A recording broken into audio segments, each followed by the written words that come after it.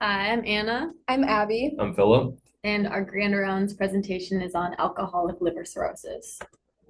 So our patient, his name is Chuck. He is a male in his 50s, and he has medical history of hypertension, hypercholesterolemia, obesity, obstructive sleep apnea, and a history of alcohol abuse. And his surgical history includes a tonsillectomy when he was 6 and a right knee replacement in 2017. And he currently lives in an apartment with his wife, Lisa, and he has two daughters who are currently in college that visit them both occasionally. And the apartment only has stairs leading up to the third floor, and Chuck and Lisa are currently living there, as I said before. And Chuck was raised Catholic, but he no longer attends, other than occasionally for Christmas and Easter. And his wife is present at the bedside. This is a male patient in his 50s, brought to the ED by his wife, Lisa, and presented with worsening pain, rated 7 out of 10, in the right upper abdominal quadrant. His wife reports that the patient had been experiencing extreme fatigue, discomfort, lower extremity, edema, loss of appetite, increased abdominal girth in the last couple of weeks. She states that though the symptoms would decrease on their own but it continued to worsen. Then that's when they came to the ED. The wife also stated that the patient's drinking had been increasing as his pain had gotten worse. The wife reports that in general, patient avoids healthcare when possible, which is why they waited so long to come to the hospital. Initial labs revealed bilirubin at 3.1, albumin 1.9, INR 2.1, ALT at 62, AST at 158, and all other labs within normal limits. The audit screening was performed, revealing a score of 27. Abdominal CT was performed and was diagnosed with alcoholic liver cirrhosis. Um, and then the CT impression, we found that it was consistent with liver cirrhosis. He was also evident of portal hypertension and moderate ascites. So, about the medical diagnosis, some of the pathophysiology behind it, alcoholic liver cirrhosis is caused by chronic intake of alcohol, leading to liver cell injury. The liver metabolizes the alcohol, which creates a byproduct of a toxic compound by the name of acetaldehyde. I don't know. This toxic compound causes damage to the hepatocytes, causing total liver injury with excessive alcohol intake over time. As injury persists over time, fat accumulates in the liver initially, which is a reversible stage of the liver damage. But over time, fibrosis progresses and disrupts the normal structure of the liver, which distorts the blood flow, also increasing pressure in the portal vein, and then increase bilirubin levels. The liver ability to detoxify substances is then impaired. Um, Expected symptoms with this condition include ascites, which is fluid buildup in the abdomen, splenomegaly, hepatic encephalopathy, edema, bruising, and bleeding.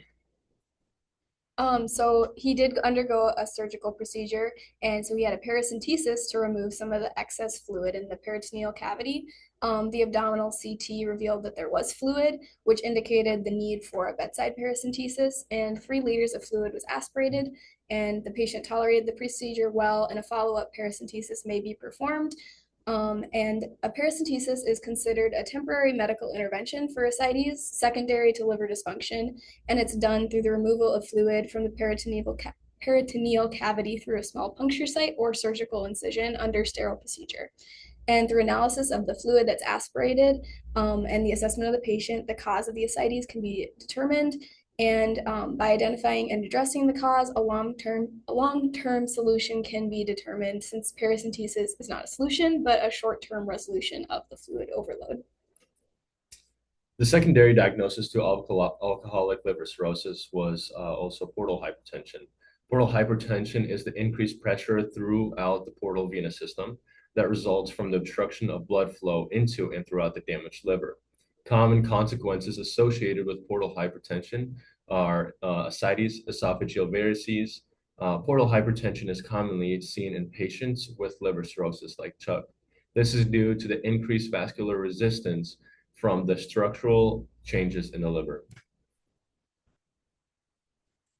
So the provider orders for this patient. He's going to be put on fluid restriction, and this is just because of all that fluid overload. We don't want to increase that even more. He's going to be put on a low sodium diet, which helps improve the patient's edema and the fluid retention, as sodium increase in sodium results in excess fluid. He's going to be on strict I&O because of his fluid overload.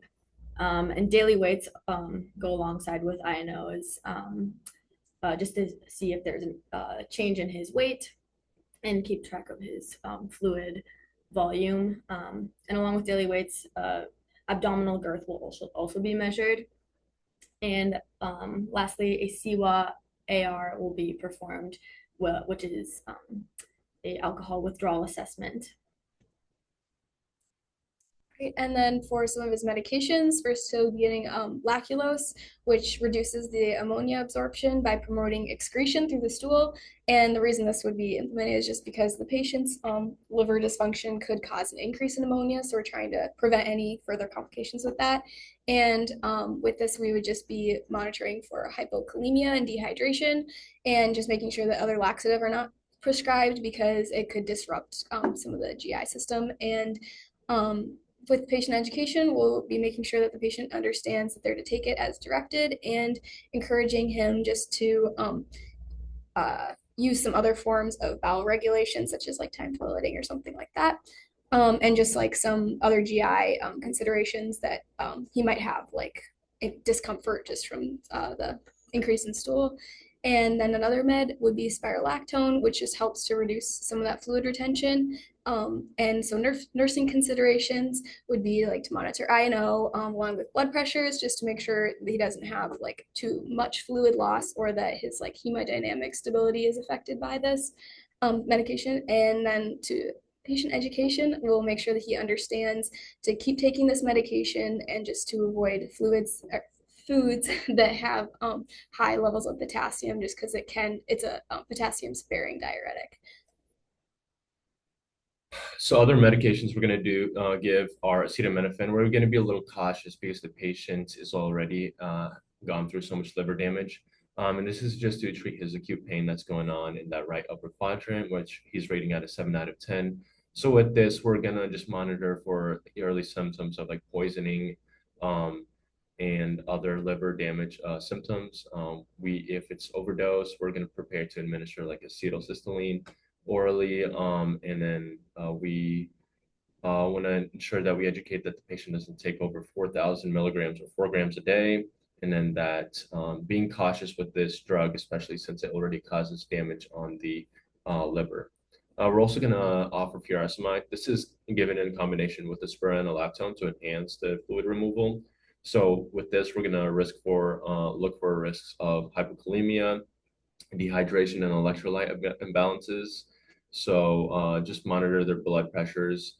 Make sure it doesn't drop too low, since they are getting a lot of fluid out of their system, and look at the possible side effects such as ototoxicity. And just like educating the patient on like getting up slowly as they are at risk for orthostatic hypotension.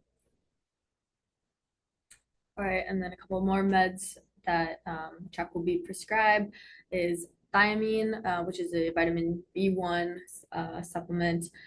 It prevents Wernicke's encephalopathy because the patient is alcohol dependent. And some safety considerations would be to assess for signs of deficiency. So that's like fatigue, irritability, neuropathy, confusion, and ataxia. We also want to assess the patient's nutritional status and dietary intake, and understand the underlying cause of the deficiency. Patient education for thiamine is the importance of dietary resources of thiamine. So this is more natural ways of getting thiamine in your diet, such as whole grains, legumes, and pork. And then we really want to emphasize alcohol cessation in this patient with alcohol-induced deficiency. And then he's going to be put on a propranolol to reduce that portal hypertension, to prevent esophageal variceal rupture. Um, so with this, we want to monitor heart rate and blood pressure before administration because propranolol does lower both of these. And we're going to want to hold it if your heart rate is less than 60 or your systolic blood pressure is less than 90 um, or follow your facility protocol. And then also want to take this med daily according to provider orders and monitor for adverse effects such as dizziness, syncope, and fatigue. With this med, you want to educate on proper use and why they're taking it in the first place. Also to look for potential side effects. This is used for portal hypertension and want to make sure to tell them to take their pulse and blood pressure at home when you are taking these medications. And then for some diagnostic testing that this patient would undergo, he had an abdominal CT, which his results showed that there was irregular liver contour with hypertrophy of the caudate and left lobe, and splenomegaly with dilated portal vein and esophageal varices. And these results connect to his secondary and primary diagnosis because the irregular contour shows the cirrhosis, and it just really reflects that the inflammation led to chronic scarring, which leads to injury. And the dilated veins show that there is portal hypertension, and splenomegaly can occur as a result of like the backup of blood flow from both the portal circulation and the cirrhosis. And what we'd expect to implement to help him return to baseline would be alcohol abstinence, nutritional support, and beta blockers. And then another diagnostic test that he would experience during his time in the hospital would be an endoscopy. And this would just to see what's going on kind of just in his system. And this showed that he has enlarged and dilated veins in the esophagus, and there was no signs of bleeding or any ulcerations or anything like that at this point. And these results connect to his secondary and primary diagnosis because it shows that the liver flow increased pressure in the portal vein, and the cirrhosis increases the total resistance caused by blood to shunt into smaller veins, which is like such in the esophagus.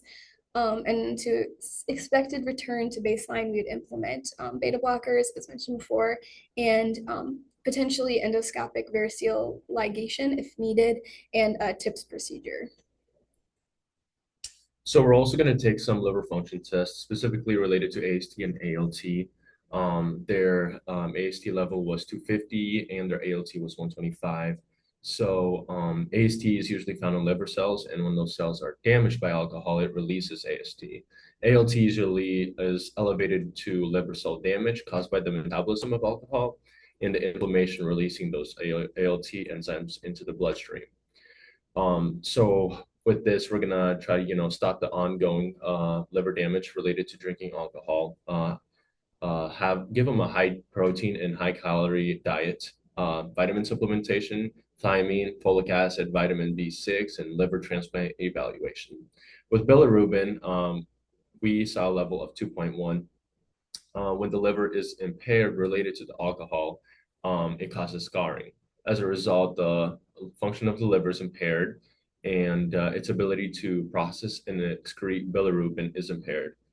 This causes elevation in these bilirubin levels. Splenomegaly is also a consequence of portal hypertension, which can lead to the increased RBC destruction. This can increase bilirubin production and further elevate bilirubin levels. So having this patient stopping the liver damage related to drinking alcohol is important, high protein and high calorie diet, vitamin supplementation related to thiamine, folic acid, vitamin B6, and once again, liver transplant evaluation.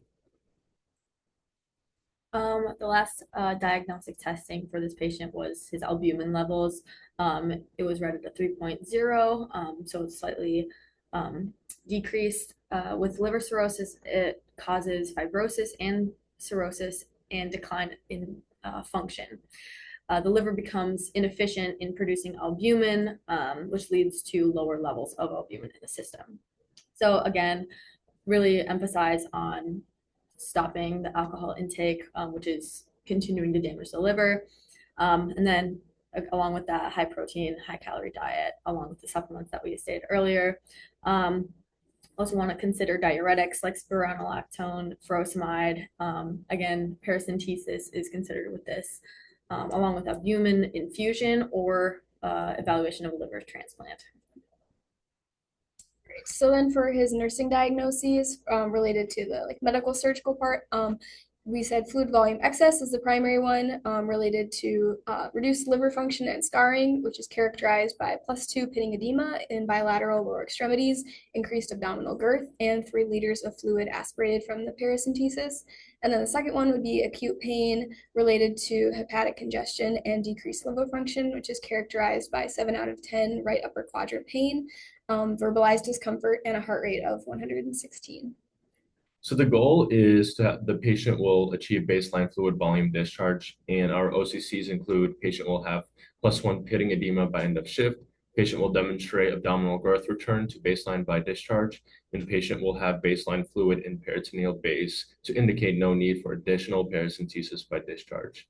So interventions for these would include their nurse will administer spironolactone and furosemide as ordered throughout the shift. Nurse will also monitor I's and O's and obtain daily weights by the end of shift.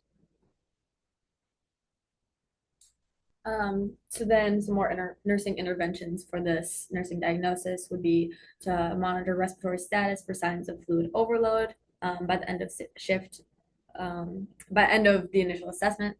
Nurse will also assess labs for abnormal electrolyte status by the end of the initial assessment. Right, and then we also had that the nurse will elevate the head of bed as tolerated throughout the shift, and the nurse will educate the patient on and his support system on the importance of alcohol cessation by the end of the shift. Other nursing interventions would include educating patient and support system on signs and symptoms of excess fluid and volume by the end of shift, and nurse will implement sodium restricted diet throughout the shift. Okay, and then focusing on the psychosocial and educational nursing diagnoses. This patient has a nursing diagnosis of risk-prone health behavior, which with the etiology of impaired ability to control his drinking. And this is characterized by excessive alcohol intake.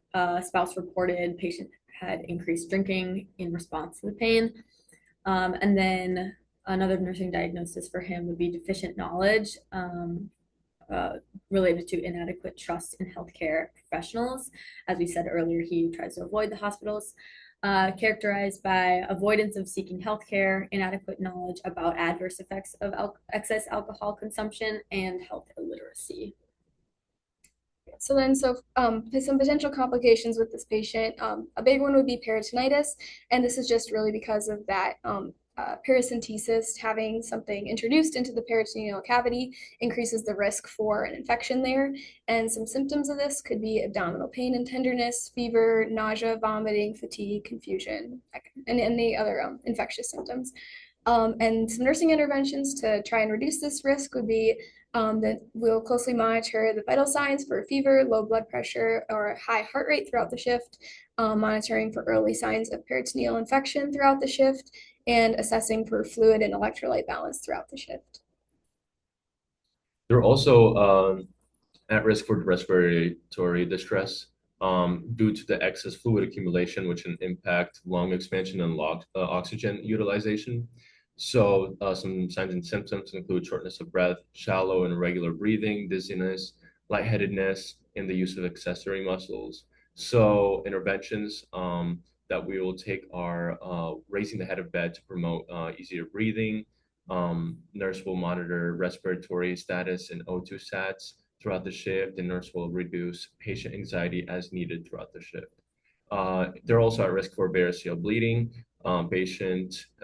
It's related to the portal hypertension, as it can cause increased pressure and lead to development of varices, eventually leading to the risk of rupturing. And some signs and symptoms include hematemesis, black tarry stool, lightheadedness, low blood pressure. So the nurse will monitor vital signs for decreased blood pressure throughout the shift. Nurse will position patient in high Fowlers to reduce aspiration risk as tolerated throughout the shift, and nurse will initiate fluid replacement as ordered throughout the shift.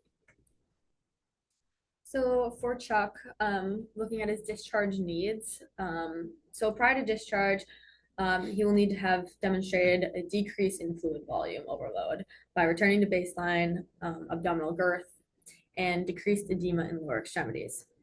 The patient's urinary output should increase due to starting the furosemide therapy, and this should be closely monitored prior to discharge. The patient's pain should be controlled prior to discharge as well. The desired pain rating would be a moderate level, like 2 to 4 out of 10, as compared to his initial rating as a 7 out of 10. Additionally, the patient should demonstrate understanding of alcohol abuse on current hospitalization through teach back prior to discharge. The patient should receive education and resources for his drinking, and be introduced to an outpatient referral for a substance abuse specialist. If the patient is able to meet discharge criteria, he will be able to go home with his spouse as a temporary caregiver. The patient will have outpatient follow-up appointments scheduled prior to discharge for long-term support in management of his liver cirrhosis and alcoholism. All right, so here's our first NCLEX style question. The provider assessed Chuck in a follow-up meeting, and it was determined that he will need a second paracentesis. Which nursing interventions would be included in the plan of care prior to this procedure? Select all that apply. A, always ensure the patient has had the opportunity to empty his bladder. Oh, sorry, just ensure. Then second is always place the patient in high Fowler's position for optimal fluid drainage. C, verify that informed consent has been obtained. D, ensure that the patient is NPO for 8 hours prior to the procedure. E, assess and document abdominal girth, weight, and vital signs. And F, review current coagulation profile. And you can pause here and answer yourself. And then our answers are A is correct. Emptying the bladder reduces the risk for accidental puncture during the needle insertion. B is not correct because paracentesis is typically performed with the patient in a semi-Fowler's or seated upright, but it depends on the provider's orders and it's not universal. So it's the always part of it. And then C is correct. Paracentesis is an invasive procedure that requires informed consent. D is not correct because you do not need to be NPO for this procedure. E is correct because baseline data helps to evaluate the fluid removal effectiveness. And F is also correct because bleeding is a risk, especially in cirrhosis patients who may have altered coagulation labs. So it's crucial to look at these. So then the correct answers would be A, C, E, and F. While preparing for discharge, Chuck's wife, Lisa, was just given education on the symptoms of fluid volume overload. Which statement indicates further education will be required? A, I will make sure that I look at Chuck's legs and feet each day for any new swelling. B, if Chuck starts having trouble breathing while he's resting in bed, I will call the doctor right away. C, a sudden weight gain of 3 pounds in a day could mean fluid is building up. D, if Chuck begins to have significant increase in urine output, that could mean he's retaining fluid. Pause right here and then come back to the video.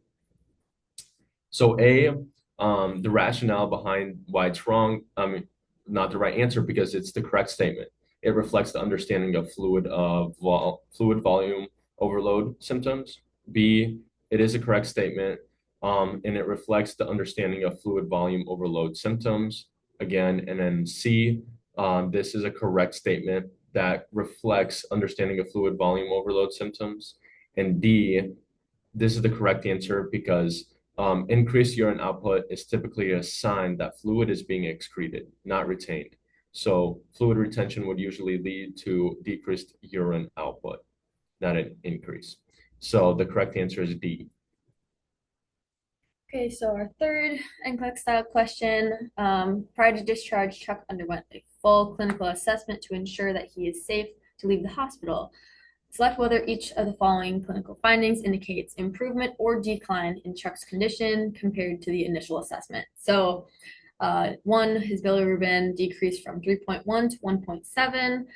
Abdominal girth reduced by 5 centimeters since paracentesis. His INR increased from 2.1 to 2.6. His appetite returns and the patient tolerates low sodium meals. New onset disorientation to time and place, and his weight decreased by 3.5 pounds in 2 days without signs of dehydration. So number one, his bilirubin, that would show signs of improvement. So the normal range is 0.1 to 1.2.